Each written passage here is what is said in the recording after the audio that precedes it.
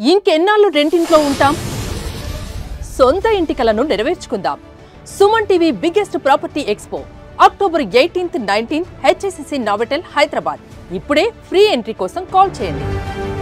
తను సోలో వచ్చినప్పుడు okay, combine వచ్చినప్పుడు హీరోకిను చిరంజీవి గారికి ఆవిడకి కొంచెం తేడా తెలుస్తుంది. అదే విజయశాంతి గారు ఉంటే తెలియదా?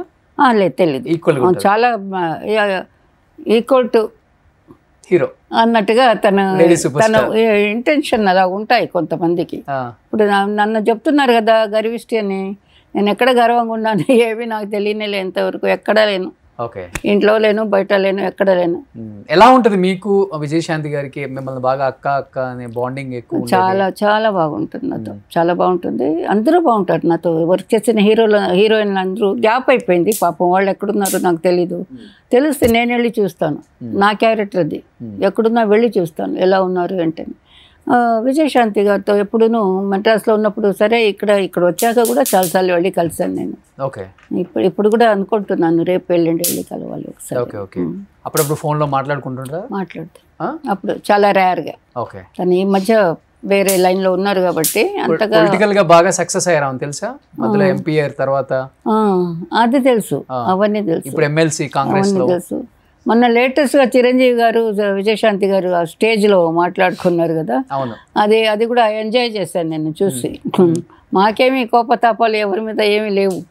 ఆయన అడగడం, ఆవిడ చెప్పడం అంతా చాలా క్యూట్గా బాగుండింది.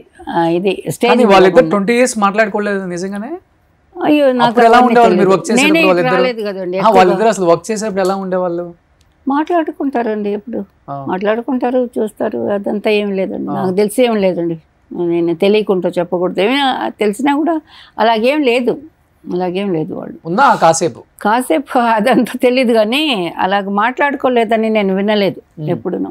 మీరు వర్క్ చేసేటప్పుడు చాలా మంది హీరోయిన్స్ కోపతాపాలతో మాట్లాడుకోలేదని కూడా విన్నామ్మా నేను చాలా మంది. అంటే చిన్న చిన్న గ్యాప్లు, పెద్దవి కాదు. అవునవును, మేబీ ఈగో క్లాషెస్ ఉంటాయి కదా. ఉంటాయి. నాకు పెద్ద పెద్ద హీరోలు కూడా వచ్చాయి ఒక్కొక్కసారి. చిన్నదాన్ని, నేను చాలా చిన్న పిల్లని, వచ్చిన కొత్తలోనే వచ్చాయి. వాళ్ళకి ఎందుకో నచ్చదు కొంతమందికి, అందుకని మాట్లాడరు. అలాగా నా దగ్గర అలా ఉన్నప్పుడు హీరోయిన్స్ దగ్గర న్యాచురల్గా వాళ్ళకి అండర్స్టాండింగ్ ఉంటేనే కదా బాగా యాక్ట్ చేస్తారు. ఏది అలాగే నేను ఎవరి విషయం వినలేదు, అలాగ వాళ్ళతో మాట్లాడలేదు, వీళ్ళతో ఆ సెక్షన్ మేము వెళ్ళాము ఎక్కువ. హీరోలు అంటే ఎవరితో ఎక్కువ క్లాషెస్ వచ్చాయి మీకు? డేట్ నన్ను అడగమని చెప్పుంటారు, ఆ మాస్టర్ బాగానే చేస్తుందయ్యా అడుగు 2 పాటలు, నేను కూడా ఓకే చెప్తారు. హీరో ఒక ప్రొడ్యూసర్ డైరెక్టర్ రికమెండ్ చేసి ఉంటారు, ఎవరో ఒకరు చేస్తుంటారు, ఆవిడ కొంచెం బాగా చేస్తుందండి డ్యూయట్ సాంగ్లు అవి ఇవి, ఓకే అంటారు. అన్నప్పుడు వాళ్ళు మేనేజర్లు ఎవరే కానీ, అంటే ఇది జరగలేదు, అలాగే జరిగేది, మిస్అండర్స్టాండింగ్ వచ్చేది, నాకెవరు అలా చేయలేదు.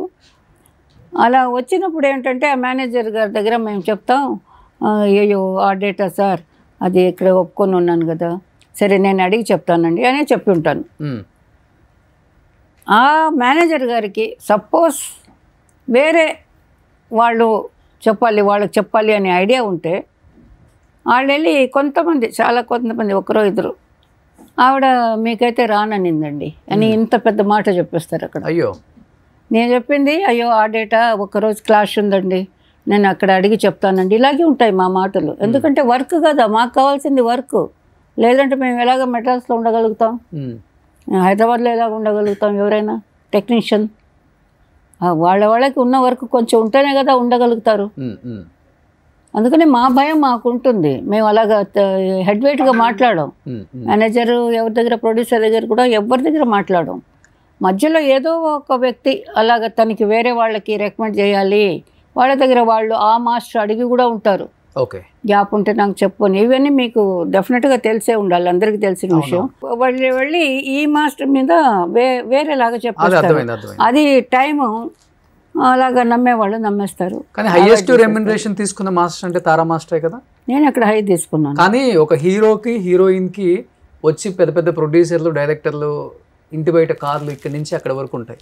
కానీ ఆ రోజుల్లో తారా మాస్టర్ ఇంటి బయట అలా ఉండేవి, డైరెక్టర్లు, ప్రొడ్యూసర్ డేట్లు ఆమె హీరోస్ రారు అండ్ ప్రొడ్యూసర్స్ రారు, మేనేజర్లు వస్తారు. మాస్టర్స్ ఇంటికంతా ఎప్పుడూ మేనేజర్లు అంతే లేకపోయినా డైరెక్టర్లో మన కో డైరెక్టర్ మెయిన్గా ఉంటారు కదా, అసోసియేట్ డైరెక్టర్ అలా చెప్తారు కదా.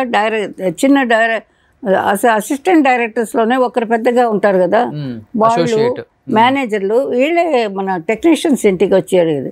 ప్రొడ్యూసరు డైరెక్టర్ ఏ డైరెక్టర్ కూడా స్ట్రైట్గా నిండిపోయేది డైరీ అంతా డేట్స్ తో, కొంచెం కూడా గ్యాప్ ఉండదు. ఎన్ని ఇయర్స్ ఉన్నారు మాస్టర్? అలాగా 15-20 years బా, నాన్ స్టాప్. అసలు జీవితం అంటే కన్నడ చేస్తే ఇక్కడికి వచ్చే కారు ఉండేది.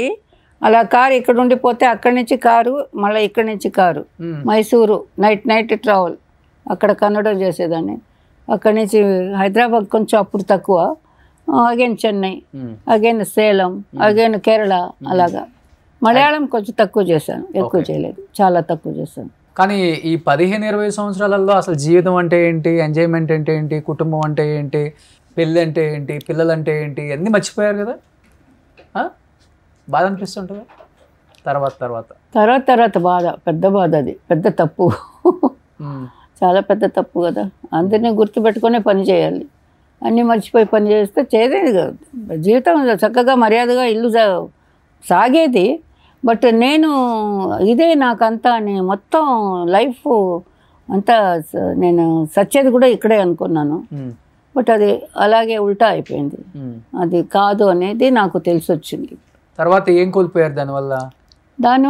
నేను కొంచెం అవతల వాళ్ళలాగా థింక్ చేసి ఉండొచ్చు కొన్ని విషయాలు, అన్ని విషయాలు అది థింక్ చేయలేకపోయినాను. ఏమంటారు, పసిపిల్లతనం లాగా కొన్ని ఉన్నాయి నాలో. నమ్మడం, మోసపోవడం, ఇచ్చేయడం, పోగొట్టుకోవడం. డబ్బు కానీ ఎవరే అడిగితే ఇచ్చేసేదాన్ని, ఉంది కదా ఇద్దాంలే వాళ్ళకి అవసరం ఉంటుంది కదా. మళ్ళీ వాళ్ళు ఇచ్చిందే లేదు నాకు. అలా జరిగాయి కొన్ని. తర్వాత వీళ్ళు తీసుకున్న వాళ్ళు కూడా ఎవరు తెలిసిన వాళ్ళ, లేకపోతే సినిమా ఇండస్ట్రీ వాళ్ళేనా హీరోలు? సినిమా ఇండస్ట్రీ వాళ్ళు పెద్ద నాకు తెలిసిన వాళ్ళు, నా ఫ్రెండ్స్ సర్కిల్ అంటే తెలిసిన వాళ్ళు, ఫ్యామిలీ కూడా సంథింగ్ అలాగుండేది. సినిమా ఇండస్ట్రీలో ఎవరైనా నా కొలీగ్స్ బాగాలేరంటే నేను కొంచెం హెల్ప్ చేస్తున్నాను. నా వాళ్ళు, అది డాన్సర్ కానివ్వండి, మాస్టర్ కానివ్వండి, ఎవరే కొంచెం ఇదిగా ఉన్నారంటే నేను నా వల్ల అయింది. ఇంకొకటి నేను ఇక్కడ చెప్పుకోవాలి, నేను ఏంటిది లక్షలంతా సంపాదించలేదు. పాటకి 1,00,000 నో. నా హిట్ సినిమాలకంతా ఒక్క సాంగ్కి 2,500 పైన నేను తీసుకోలేదు. ఏంటి సూపర్ డూపర్ హిట్ సినిమాలు అన్నిటికీ మీరు నన్ను నేను వేలల్లో సంపాదించిందే నేను కొన్న ప్రాపర్టీలు. అప్పుడు వేలే కదా, అప్పులు చేసుకుని కొంచెం అలా తీసాను. బట్ నాకు పేమెంట్ అంత లేదు. రాను తర్వాత 10-15 నాకు వేరే మాస్టర్స్లో చెప్పారు, నేను అప్పుడు వాంగరింగ ఎందుకు మీరు అలా తీసుకుంటారు, మీ పేరు చెప్తున్నారు మా దగ్గరికి వచ్చినప్పుడు, ఆవిడ అంత పని చేస్తుంది, ఇంతే తీసుకోండి, ఇస్తున్నాం మేము అని అలా చెప్పేవాళ్ళు. అప్పుడు ఏంట్రా అందరూ నాకెవరు బయట విషయాలు చెప్పేవాళ్ళు ఎవరు లేరు నాకు.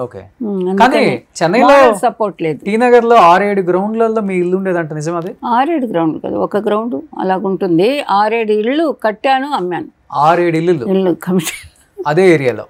అదే ఏరియా కాదు, వలసరవాకం, ఇంకా నెల్లూరులో కూడా ఒక ఇల్లు. నెల్లూరు 7 ఇల్లు అమ్ముకున్నారు.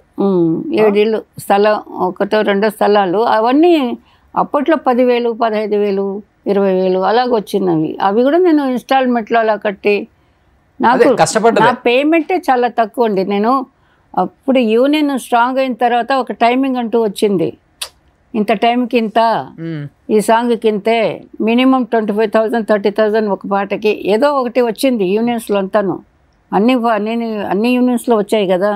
ఇప్పుడు జస్ట్ ఒక 10 years బ్యాక్ నుంచి అది స్టార్ట్ అయింది అనుకుంటాను. మీ సైడ్ అంతా అప్పుడు టీ నగర్లో ఉన్నప్పుడు గ్రౌండ్ అంతా 1,000-2,000 కదా, 10,000 టాప్. అంటే టీ నగర్ టాప్. అది వలసరవాకం, వడపల్లి ఈ సైడే తక్కువ. టీ నగర్ లేదు. టీ నగర్